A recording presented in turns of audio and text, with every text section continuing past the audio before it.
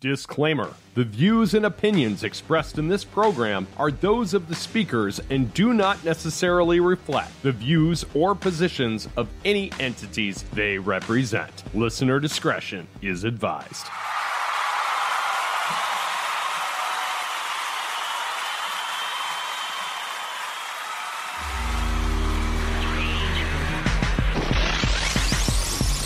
Based out of a city that is near and dear to this podcaster's heart, Denver, Colorado, American hard rock quartet, Wake Me, seamlessly blends harmonic melodies and hard-hitting choruses with a rock-solid live show that consistently captures the hearts of every crowd they perform for. They have been recognized by Guitar World magazine as having one of the best hard rock covers in the past 20 years, with their cover of Seal's Kiss from a Rose, and they have shared the stage with some of your most favorite bands, including Avenged Sevenfold and Sevendust. Justin Ray and Collin Sanford of Wake Me join me on the podcast today, and we learn a little bit more about their story. Ladies and gentlemen, this is Caught on the Mic.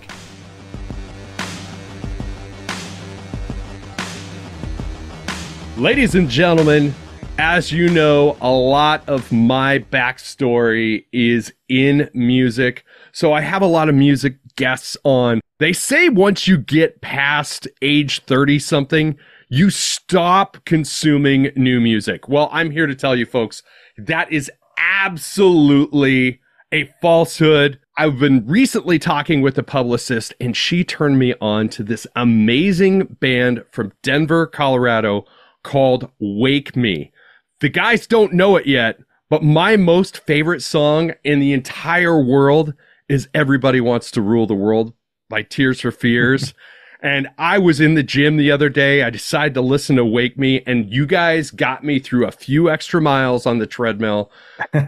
Ladies and gentlemen, Justin Ray and Collin Sanford from Wake Me. Thanks for being here, guys. How you guys doing today? Great, man. Great, man. How are you doing? Doing well, man. I'm good. Yeah. Thank you so much for doing the show. I mean every word that I say. I've been listening to your stuff. I really enjoy it. Your most recent single, Finger on the Trigger, I've listened to that on repeat. Let's talk a little bit about your origin story. How did Wake Me come about? Yeah, basically in college, we started kind of a skate bunk / post-hardcore band called No Fair Fights, and a little bit of pop punk in there too as well. But kind of the first couple of years we did that, we kind of hit a wall. Some of the guys were kind of finishing up school, wanting to move on to kind of normal life stuff, and me and the drummer were, we were like, we haven't tapped into anything yet. So we had more of the kind of metal and post-hardcore. We had more of that bug. So just so happened to run into Collin, and he was looking for a band to play with right about the time No Fair Fights was kind of, pittering out a little bit. And, he's like, hey, here's my, he handed me a note in class. I don't get notes from girls. I get notes from guys that play guitar. Right. So, That's right. But he says, hey, I know you're in a band. I'm just looking for guys to play with. It's me and a bass player. And like, here's our influences and stuff. And so I'm like walking away, and I look down, and he lists like my absolute favorite band in the entire world as one of his bands that he wanted to kind of like, be inspired by, which was Thrice. Nice. So it was love at first sight from that standpoint. We jammed, and it was just like, man, it was honestly like, it was like we had been playing together already as a band. So like just absolute magic with Collin and Brian. Him and his like best buddy from previous bands joined me and my best buddy from previous bands. And that's kind of how sort of the first iteration of Wake Me started. We took over the No Fair Fights name for a couple years, and we really leaned heavily into that like post-hardcore thing. We were starting to listen to a lot of Kill Switch and as well. So this is kind of like mid to late 2000s, starting to age ourselves here.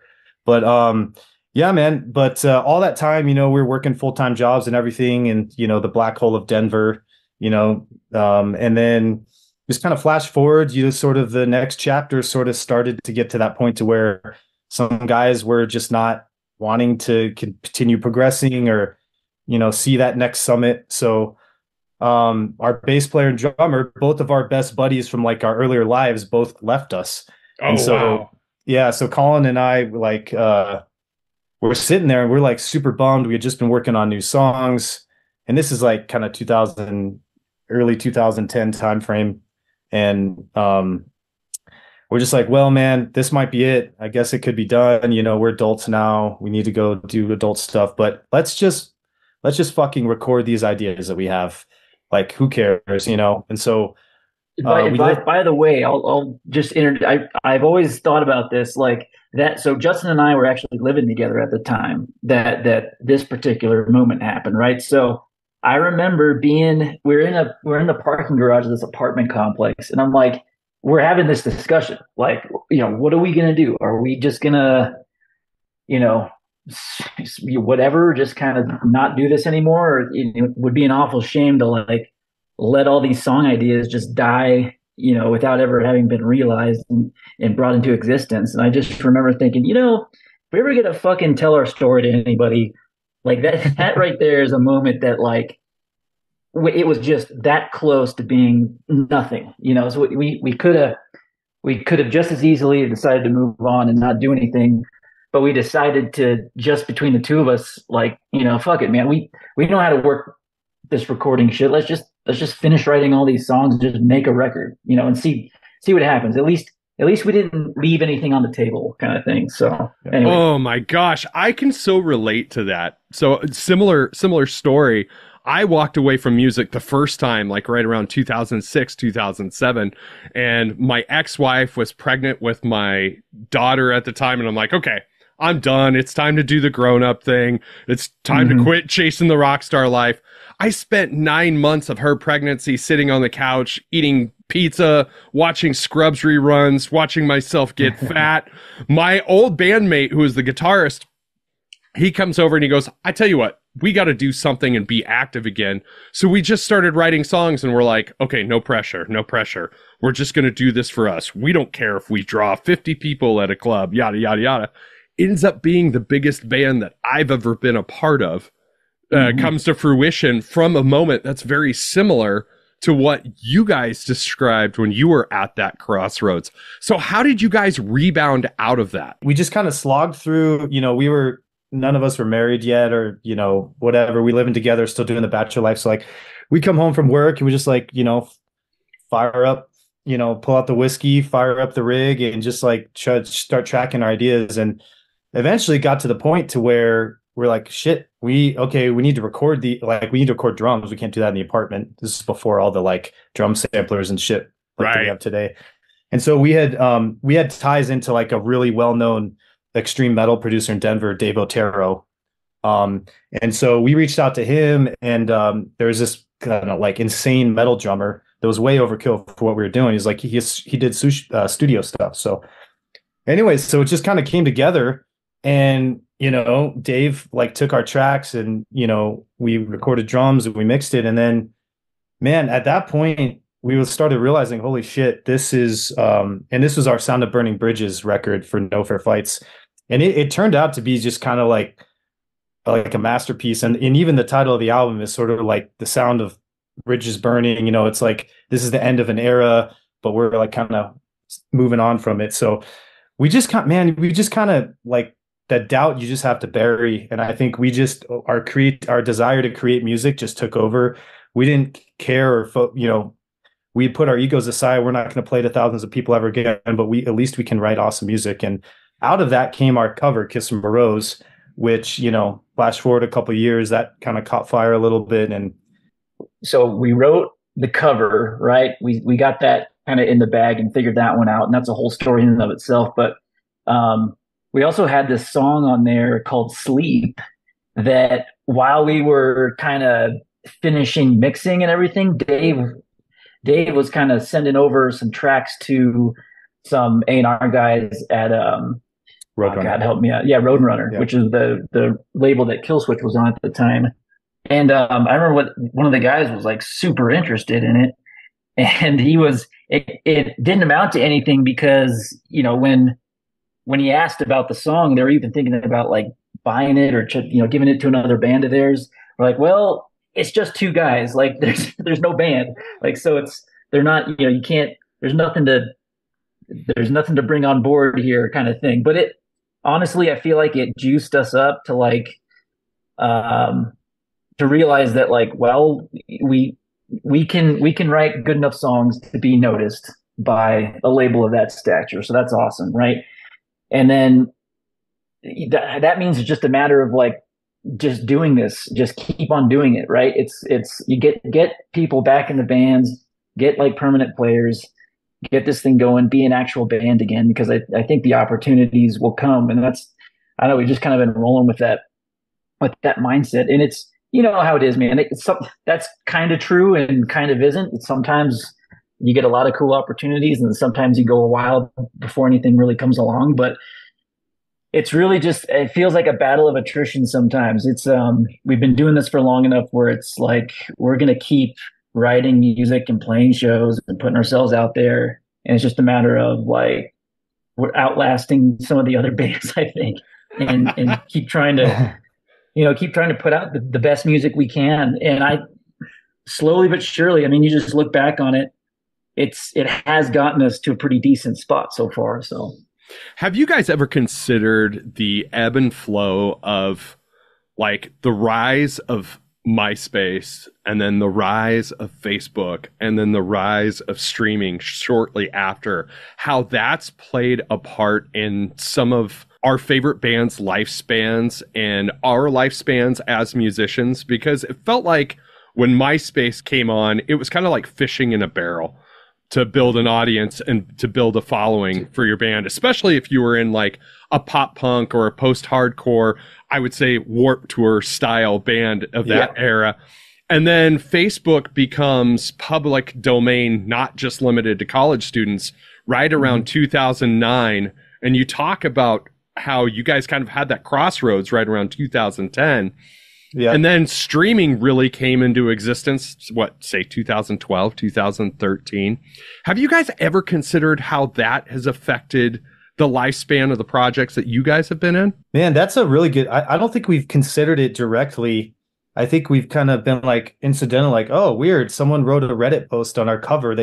And like all of a sudden we just got tens of thousands of views on our video. Like that's actually what originally kind of put us above kind of like the run-of-the-mill local bands here in Denver, at least just whatever, But I think that's a really insightful comment, and we probably don't give that enough credit of just good timing, I guess, or waiting around long enough for good timing to happen. Yeah, exactly.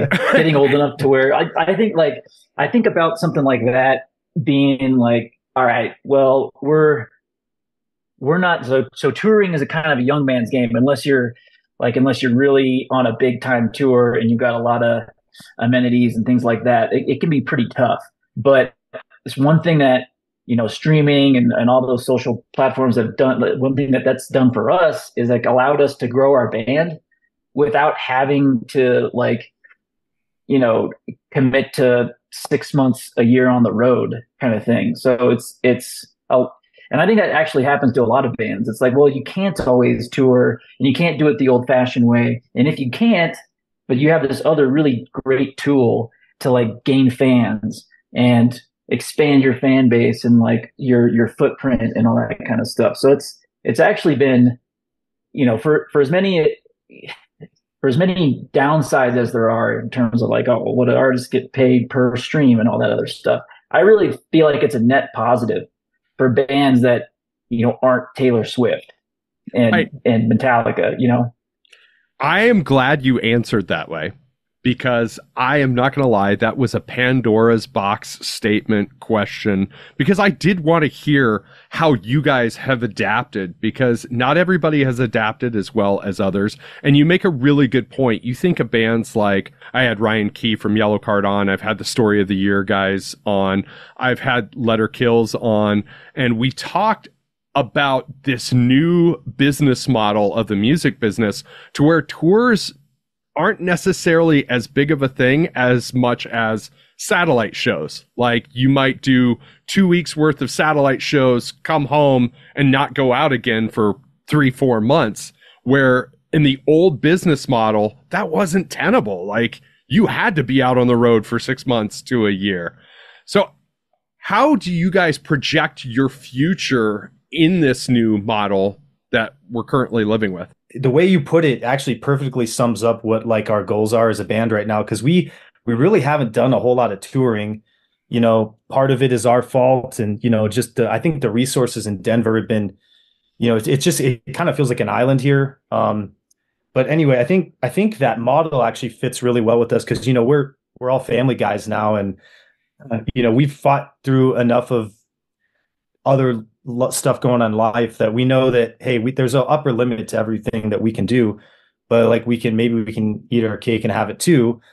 So that's like literally what we're trying to do. We're trying to, you know, really get the right team in place to help us push, you know, like the publicity side of things, advertising campaigns, get our name out there, work with the right producers so we can grow our sound and be relevant, and you know, get other people involved and excited about what we're doing. And then touring, you know, we're just kind of recently got kind of connected with some proper booking help. And so we're just kind of at the beginning stages of that. And, you know, just like, I think it fits in perfectly. It probably was a blessing in disguise that, you know, we didn't, you know, our lives would be completely different now, like family wise and all that, you know, stuff, if we would have had to commit to, hey man, let's go sell the shirts off our back to live out of a van for 6 months out of a year.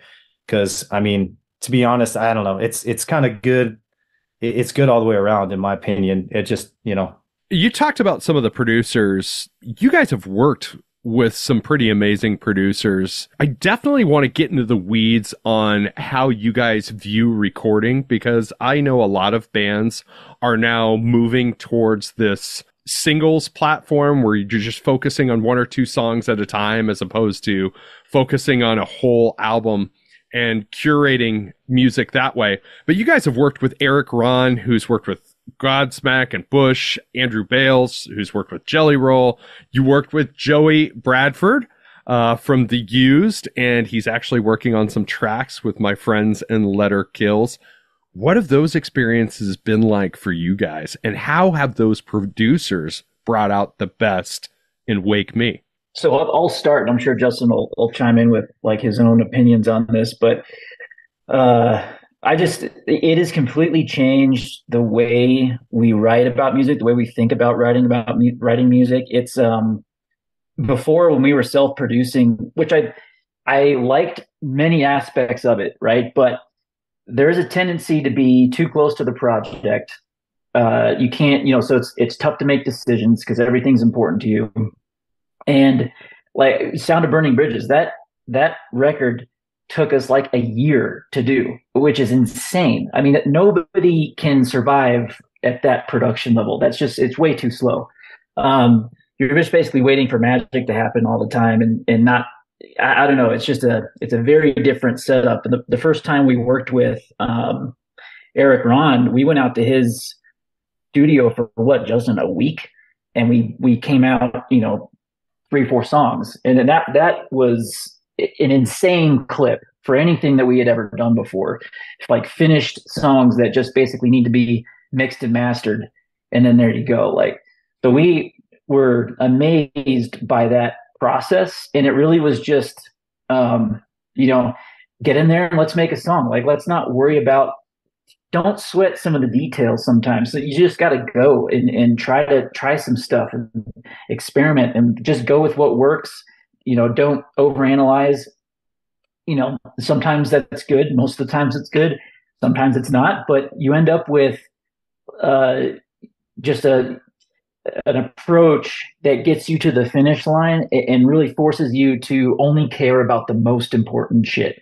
Like, are the melodies good? Are there hooks? Do the guitars, you know, do they sound big? It's the, you know, do the drops hit at the right time? Do we have drops? Like, you know, like that kind of stuff. It's very, you start focusing on the fundamentals of songwriting, which is what we wanted. We'd spent so long kind of like tinkering around with like, oh, I want to make sure the listener knows how good of a guitar player I am. That's all cool and everything, but at the end of the day, it's kind of fucking, you know, bullshit. Right. Like, the most important thing is the song good, right? So we got training on that approach when we started working with Erik Ron and then those other guys. And I'll let Justin kind of take it from there. But that's kind of my first impressions of that process.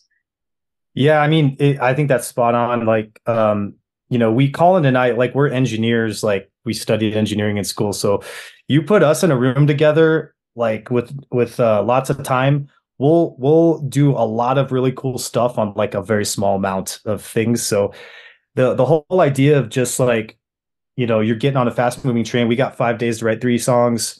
You really have to detach your ego and your pride as a personal musician from the song. And we had kind of mentally prepared for that, because like, why would we pay this much money to work with the producer, come out to the studio if we're not going to listen to what he has to say?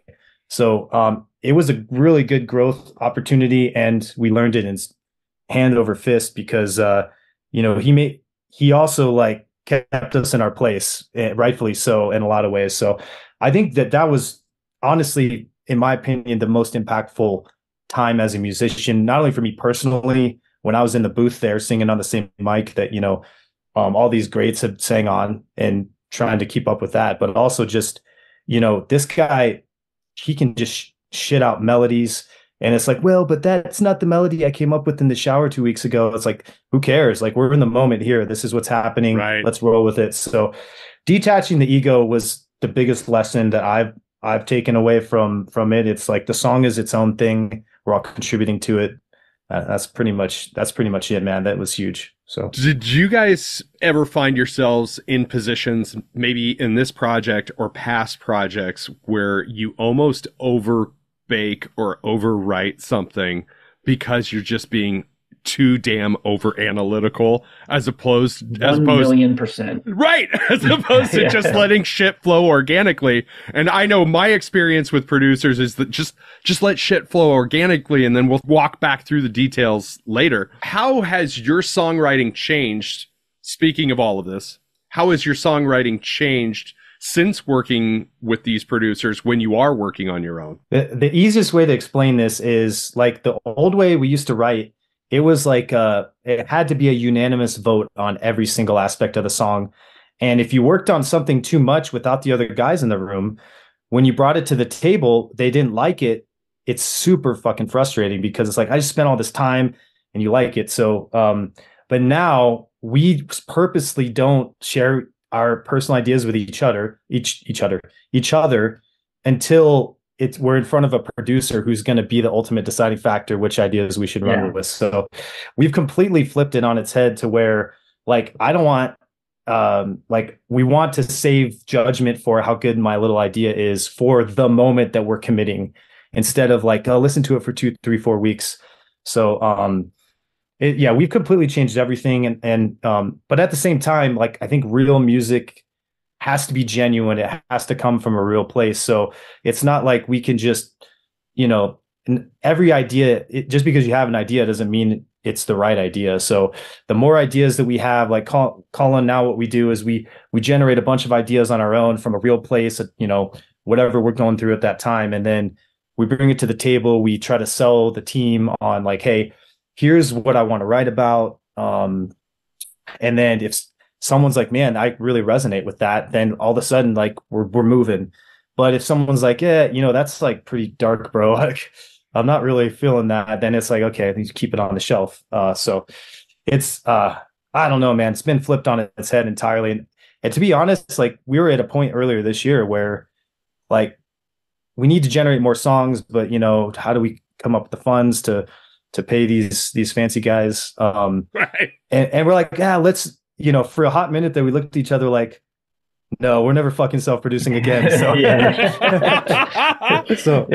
mean, it's like having like an arbiter of like go, no go on an idea, and having that person not be in the band is so incredibly important for us. I know that it might not be for everybody else, but we've just discovered that it is so much better for us, for our dynamic, if somebody else can just basically say, yeah, that's cool, I'm not digging that. And then we're like, all right, yeah, let's roll. Let's keep the train moving. We don't, there's not often do we have to really die on a hill, like in the studio, which is great, because we were 100% the opposite of that. What I just We died on described a to you. lot of hills. We died on a lot of many, hills. many hills. Many. Yeah. And, That overanalysis can be the enemy of efficiency sometimes, couldn't it? Yeah. oh, dude, absolutely. Perfect is the enemy of great, I think. Like you just can't, you will never get there, first of all. So there's that obstacle to overcome. But, you know, there's a reason why those 10 songs in Sound of Burning Bridges took 12 months, you know. But I think something that's also nice about working with these producers, and especially with Joey, is that, and we kind of learned to not get too specific with our ideas. Like generally when Justin and I have ideas, we usually kind of have the whole idea. Like, here's what I'm hearing the drum sound like. Here's what I'm hearing like a backing synth sound like, and all this other stuff. And we'll do that. We'll construct all that in our demos. But you can't really get too attached to it, because at the end of the day, you're going to go in there, and especially with Joey, and he's just going to put together some shit that you could never have thought of. And I can't tell you how many times we've recorded something like at Joey's place where I'm thinking to myself, I might have liked the original demo idea better, but then I A/B them at the end, and I'm like, oh, Jesus. That was fucking terrible, it turns out, and this is way better. So yeah. I know it's a chicken or the egg type question, but do you find yourselves writing more vocal melodies first and lyrics first and then music after, or vice versa? How do you go about that process, and are you collaborative with that? Because I know lyricism is a very personalized process. Again, that's like something we flipped on our heads a little bit. I mean, I think over the years I've grown, especially after with Erik Ron, I became like so obsessed with writing like good melodies, and I've always been like a lyric guy. So for me, the way that I write now is like, I want to write a chorus or like a vocal hook first. I grab my acoustic guitar. If you hand me electric guitar and say, write a song, like turn up the gain, all that, I literally, my brain just breaks, because I'm like, I did that for so long, and it's just like, I guess, too painful to go back to that. But I think Collin will probably answer differently, but that's just sort of the way I prefer to work now. And what's odd is like Collin and I used to be the lead singer up until like 2020. So now that we've swapped, you know, I'm trying to kind of like release some of the vocal stuff so that he, you know, Collin can really exercise his, you know, he's singing the parts now live. So we're like working on fully letting go of some of that stuff. But at the end of the day, it works really well, because I think Collin is, when we say, hey, Collin, go write something, what would you do first, dude? I'll let you answer. Oh, I would definitely pick up my electric guitar. I mean, I'm a guitar player first. There's no question about it. But yeah. I mean, to be honest with you, like in terms of creating an idea, it's really whatever it is that pops into my head. Like sometimes it's a guitar part that I think is really cool, and then I'll just have to go, you know, to the cave and like figure it out and record it and lay it down.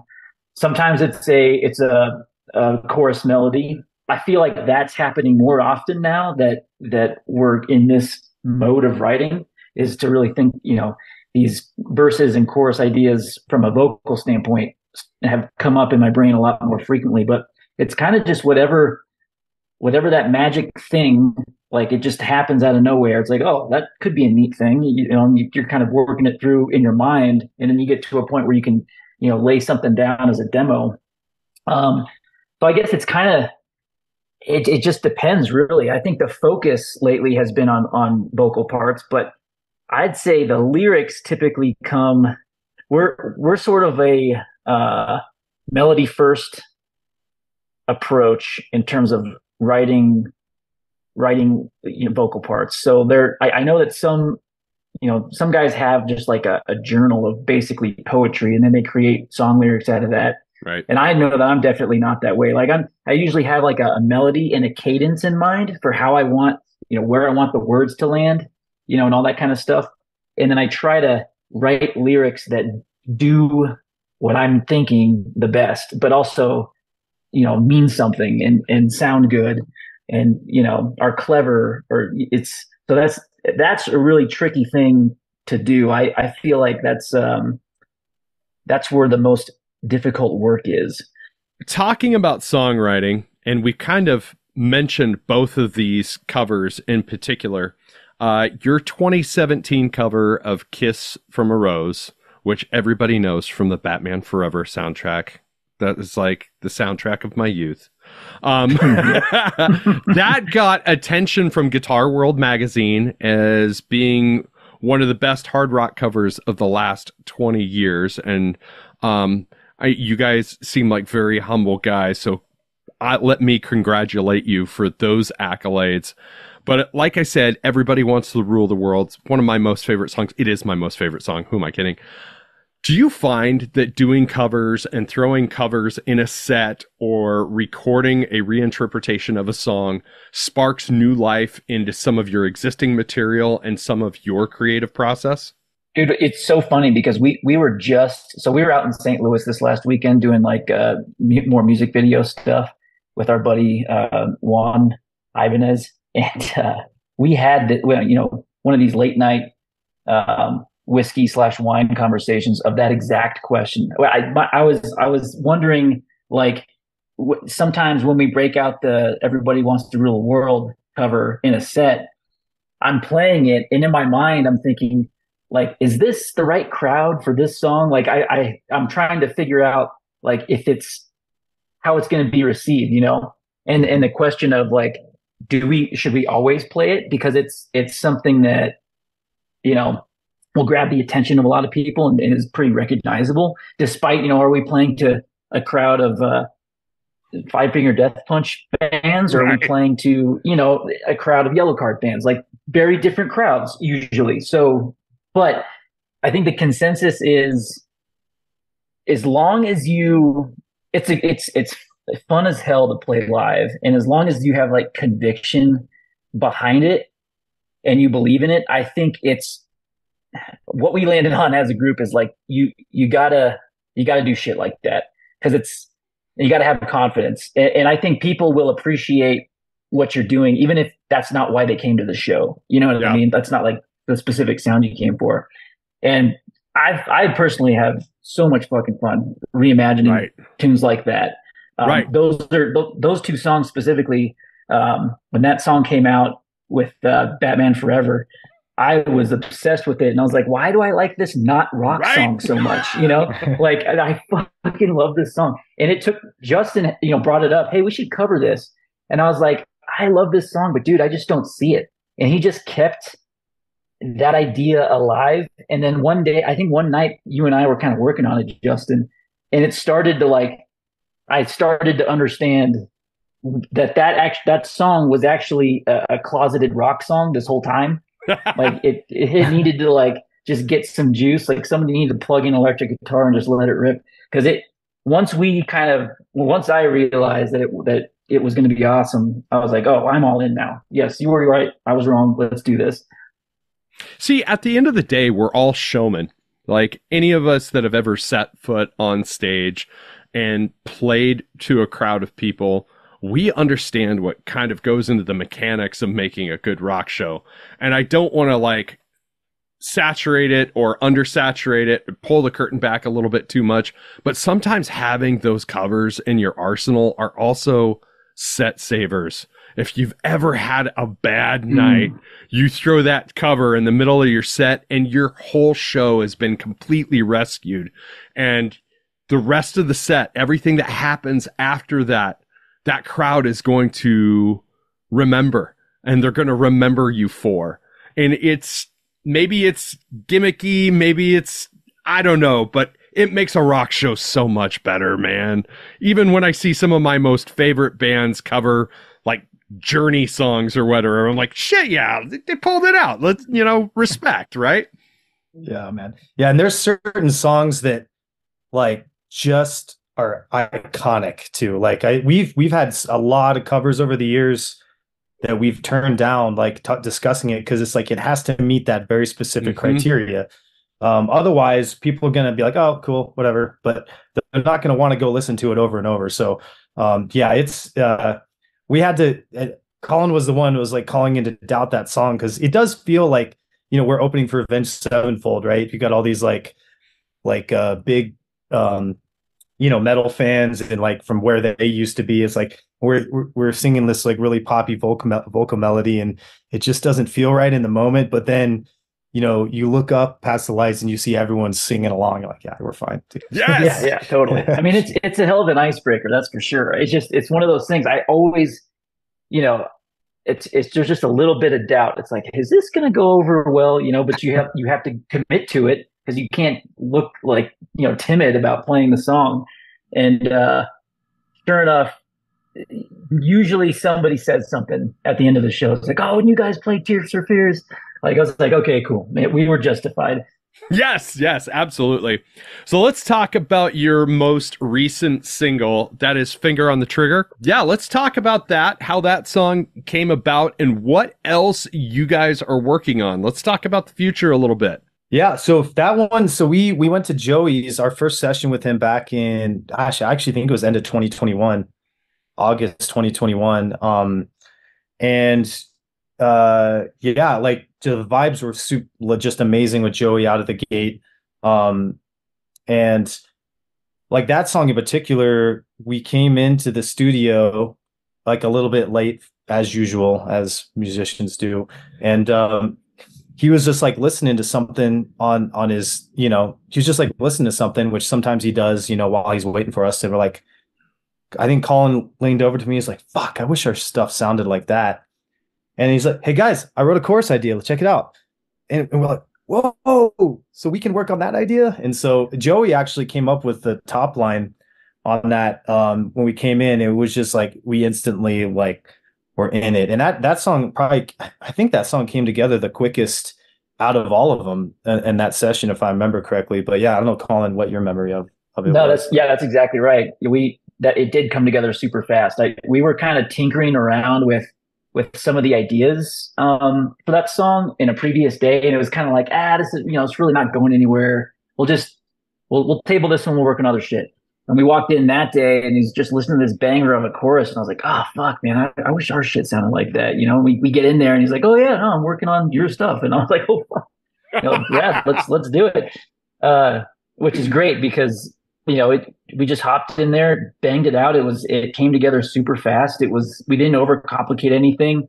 We got to try some different, vocal approaches, and it ended up being, I think what I like about it the most is that was one song where when we went into Joey's as a band, we're like, yeah, let's really focus on the heavy shit this time. Let's get like a heavy sound. Well, the songs we got out of that session are like not heavy. It's like traditionally, you know what I mean? They're not like just rippers on guitar, but they're just so different and fresh feeling. We came out of that session super energized, and Finger on the Trigger is one of the reasons why, is because that song is just not typical for us, and felt really good to feel like we were taking some risks, and that those risks turned out to sound really good as a band for us. Love that.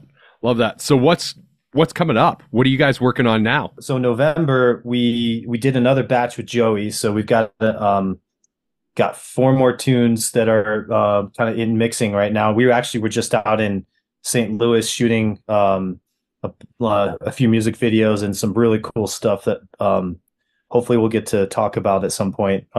That's kind of off the beaten path when it comes to music videos. So we got 4 more songs, and we're doing a really cool feature that we can't talk about yet either. But so that we're gonna have some really cool shit. I think it's a continuation of our first session with Joey, but it's at the same time, I think we sort of pulled a little bit from some of our Erik Ron days on it, at least with some of the ideas. So it might be kind of a neat blend of kind of what we were doing right before we met Joey, and then what Joey has helped us kind of find as well. So we're doing that. We're booking some tours. Probably just one regional tour towards the end of this year, that like a small headlining thing that we're going to do. May even come through Omaha. Working on that now, but and then we're obviously trying to get on with some bigger tours right now. We've got a awesome dude that's helping us out. just try to spread the word. But we're still kind of nobodies. Someone's gonna have to take a chance on us when it comes to that kind of thing. So it's a busy year for us. We're gonna book one more session towards the fall, and I think we're kind of landing on trying to make these past 2 sessions and one future one into a full length for early 2025. Nice. So it feels like we've been doing the single thing long enough that, that's definitely the name of the game. But there's something about a full length where we can do a couple songs that we don't have to be worried about. It's like, it's the way we want it. We don't have to worry about if it's a single. We don't have to do a music video for it.